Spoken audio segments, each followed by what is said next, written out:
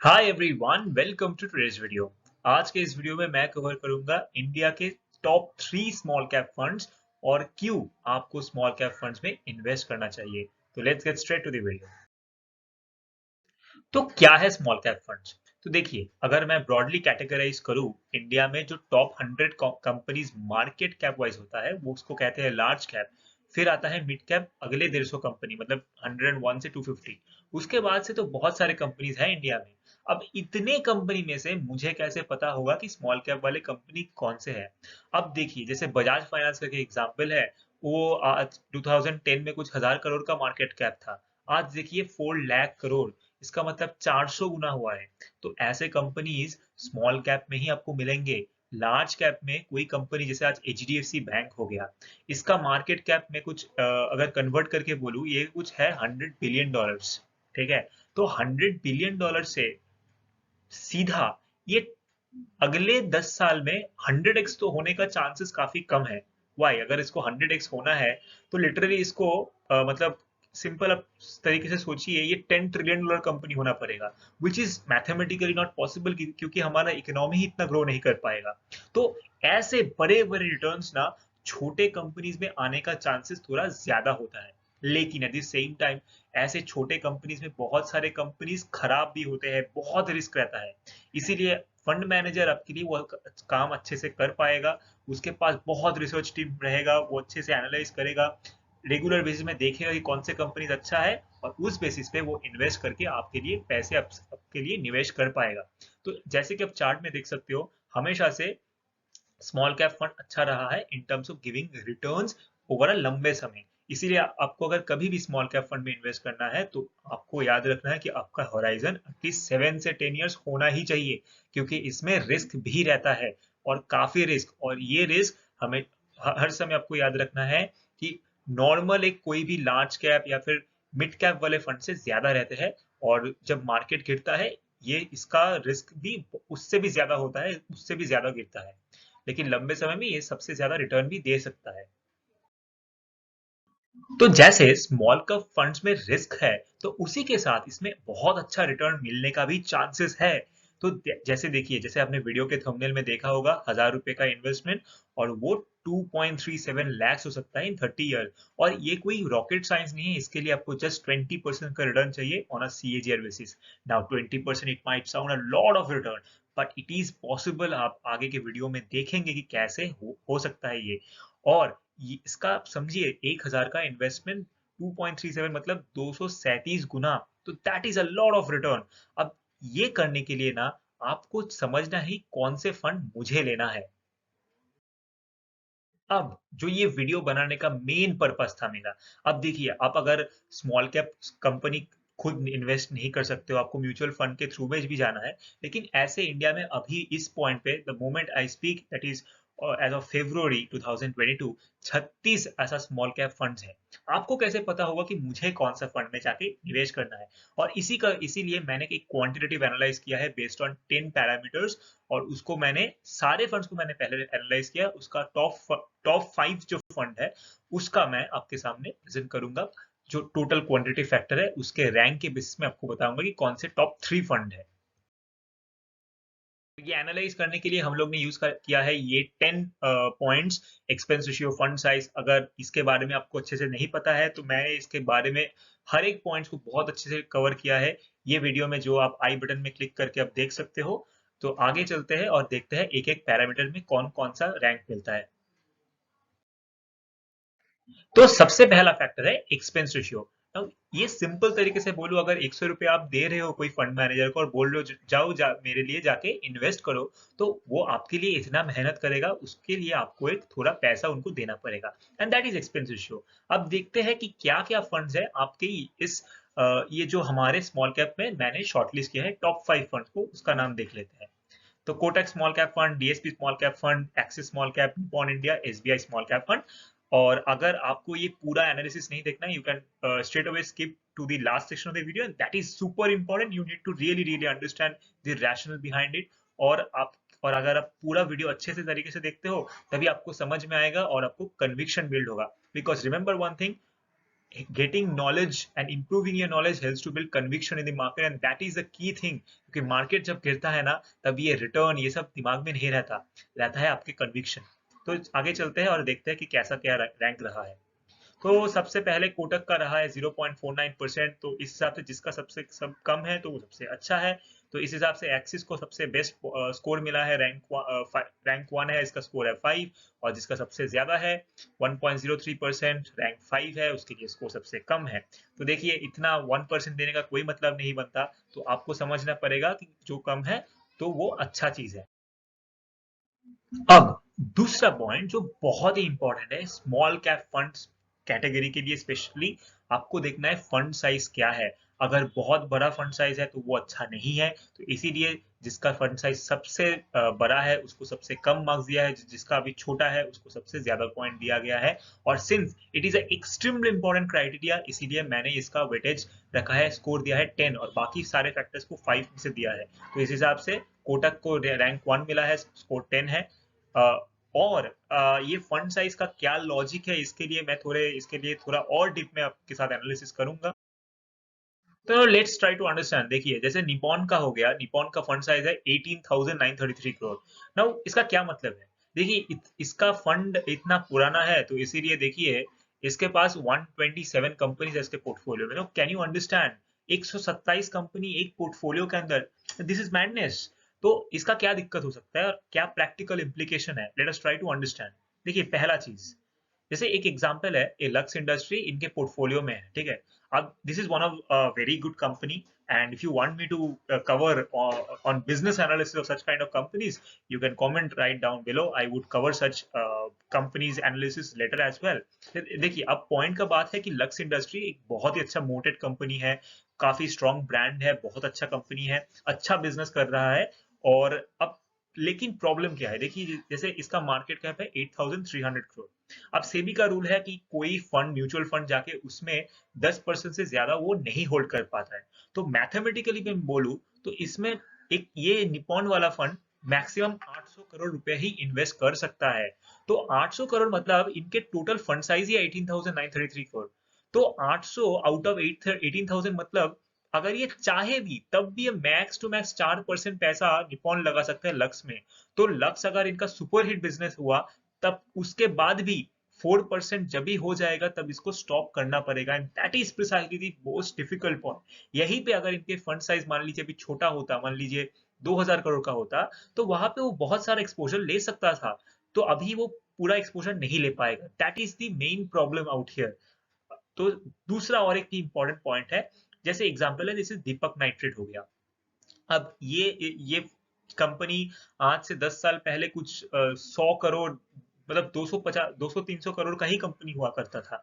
और no doubt it's a great business Deepak nitrite. अभी दिक्कत है कि ये हो गया है 28,000 करोड़ का बिजनेस। अभी this business is no more a small cap business, it has grown to a mid cap business, but still the company is holding on to such kind of businesses. क्यों? क्योंकि ये नहीं चाहता कि इनके फंड काफी मतलब काफी स्मॉल कैप में चला जाए। और इसीलिए इन ये लोग अभी दीपक नाइट्रेट में है। तो आपके रिटर्न अब जिस पॉइंट से आए थे स्मॉल कैप फंड में कि आपको स्मॉल कंपनीज का एक्सपोजर मिलेगा, वो तो नहीं मिल रहा है। तो अल्टीमेट पर्पस ही बिट हो रहा है इसमें इन्वेस्ट करने का। तो इसीलिए fund size is extremely important. अब नेक्स्ट फैक्टर है टर्नओवर। टर्नओवर मतलब कितने स्टॉक्स खरीदारी बेचना कर रहा है। तो इसमें भी जिसका जितना कम है तो उतना उसका अच्छा है, तो इस हिसाब से स्कोर दिया गया है। आप अगर देखिएगा तो सारे फंड्स का ही मोटा मोटी एक 11 से 30 के परसेंट के बीच में है, विच इज गुड, बहुत ज्यादा नहीं है। अब चलते हैं नेक्स्ट फैक्टर की तरफ। बीटा दिखाता है कि एक फंड का क्या रिस्क लेवल क्या फैक्टर है। तो उस हिसाब से जिसका सबसे कम है उसका उतना अच्छा है, उस हिसाब से रैंक दिया गया है। इधर सबसे बेहतर है एसबीआई स्मॉल कैप का, इसका मतलब ये कम रिस्क लेता है तो इसीलिए रैंक 1 और इसको स्कोर दिया गया है रैंक 5। और निपॉन का है 0.77। तो जैसे आपने लोग ने देखा था निपॉन का फंड साइज बहुत बड़ा है इसीलिए इनका अल्टीमेटली रिस्क भी बढ़ जाता है। तो एक्चुअली जैसे बहुत लोग सोचते हैं कि मैं बहुत ज्यादा डाइवर्सिफाई कर लूंगा तो मेरा रिस्क कम होता है, एक्चुअली वो नहीं है। तो अल्टीमेटली रिस्क मैनेज करना भी डिफिकल्ट होता है। स्टैंडर्ड डिविएशन शो करता है टोटल रिस्क क्या है पोर्टफोलियो का, तो इसका जितना कम होगा उतना अच्छा है। तो कोटक का सबसे बेहतरीन है, तो ये बहुत अच्छा चीज है। ये इसका सबसे कम है और सबसे ज्यादा है निपॉन इंडिया का। अगेन आपको समझना पड़ेगा, बहुत सारा इनके पास स्टॉक्स है, इसीलिए रिस्क मैनेज करना थोड़ा डिफिकल्ट हो जाता है। अगला पॉइंट है शार्प रेशियो। शार्प रेशियो दिखाता है कि 1% रिस्क के अगेंस्ट कितना ज्यादा रिटर्न ला पाता है ये लोग। तो जितना ज्यादा होगा उतना अच्छा है। तो अगर देखेंगे तो मोटा मोटी सबका ही एक 2.4 से 2.5 के बीच में है। तो कोटक का, since we are going by a quantitative factor, तो जिसका जितना बढ़िया होगा उसको उतना अच्छा रैंक मिल रहा है, और उस हिसाब से स्कोर आउट ऑफ 5 उनको मिल रहा है। सॉर्टिनो रेशियो दिखाता है कि अगर 1% का नेगेटिव रिटर्न आता है फंड में, उसके अगेंस्ट उसका एक्स्ट्रा पॉजिटिव रिटर्न कितना आ आता है। तो इसमें भी जिसका सबसे ज्यादा है उसका सबसे बेहतरीन है, उस हिसाब से रैंक दिया गया है। अल्फा शो करता है कि इसका फंड ओवरऑल जो रिटर्न है उससे कितना ज्यादा ला पाता है। तो इसमें भी जिसका जितना ज्यादा होगा उतना बेहतरीन है। उस हिसाब से अगर हम लोग देखें, निपॉन का 34.7% आया है, तो इसीलिए इसको रैंक 1 मिला है। अगला फैक्टर है 5 ईयर रिटर्न पीरियड में। तो लास्ट 5 साल का रिटर्न कैसा रहा है उसमें हम लोग देखते हैं अगर, तो बहुत सारे फंड्स का ऑलमोस्ट सेम रहा है, लेकिन हाँ इधर डीएसपी ने काफी खराब परफॉर्म किया है, तो इसको रैंक 5 मिला है, और स्कोर इसको मिला है ओनली 1।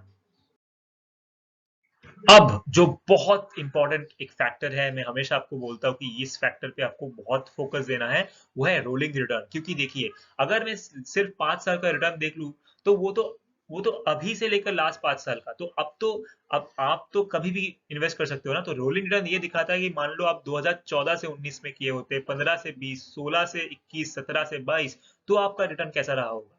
तो यहाँ पे सिंस स्मॉल कैप में मैं हमेशा बोलता हूँ कि आपको एटलीस्ट 5 साल से ज्यादा ही करना है, 7 इयर्स एटलीस्ट करना है। तो मैंने 7 इयर्स का रोलिंग रिटर्न दिया है, तो उस हिसाब से मैंने इसमें रैंक किया है। और since it's a very important factor, तो ये भी मैंने आउट ऑफ 10 इसको स्कोर दिया है। तो दो दो फैक्टर को मैंने आउट ऑफ 10 स्कोर कर रहा हूँ, और बाकी सारे 8 फैक्टर्स को आउट ऑफ 5 दे रहा हूँ। तो दो फैक्टर क्या क्या है, एक है 7 ईयर रोलिंग रिटर्न और एक है फंड साइज। तो इसमें भी हम लोग अगर देखते हैं, सबसे बेहतरीन रोलिंग रिटर्न रहा है एसबीआई स्मॉल कैप का, इसलिए इसको रैंक 1 और स्कोर 10 मिला है। और सबसे जिसका पुअर परफॉर्मेंस रहा है वो कोटक का है। लेकिन ये भी अगर ओवरऑल में देखें, तो it is not actually a poor performance, it's 17%, which is a pretty decent return. ठीक है। तो इस हिसाब से हम लोग तो लास्ट सारे फैक्टर्स हो गया। अब हम लोग देखते हैं कि किसका है सबसे ज्यादा पॉइंट।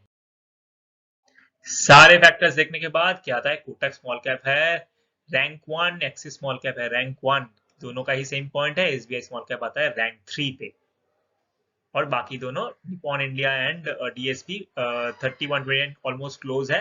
तो ये आया हमारा top 3 fund. So now let's quickly conclude this video. So देखिए, सबसे जो बेहतरीन फंड्स इसमें आया है Kotak small cap, Axis small cap और एसबीआई स्मॉल कैप। तो इसमें अगर हम लोग देखें, लॉन्च ईयर रहा है, सबसे पुराना वाला जो फंड है वो है कोटक का। तो देखिए 2005 से ये लॉन्च हुआ है, उसके बाद भी ये 19% का रिटर्न दिया है, which is phenomenal. You can understand that why मैंने पहले एकदम शुरू में वीडियो में मैंने बोला था कि 20% का return is possible. Axis small cap 2013 सबसे ये नया है अमोंग दिस कैटेगरीज। लेकिन फिर भी मैंने जितने भी फंड्स के इधर 5 मैंने दिखाया आपको, सारे फंड्स इनएक्टिव 7 ईयर से ज्यादा है। तो उस हिसाब से ही मैंने डेटा भी लिया है इसमें। तो ये 26% का रिटर्न है।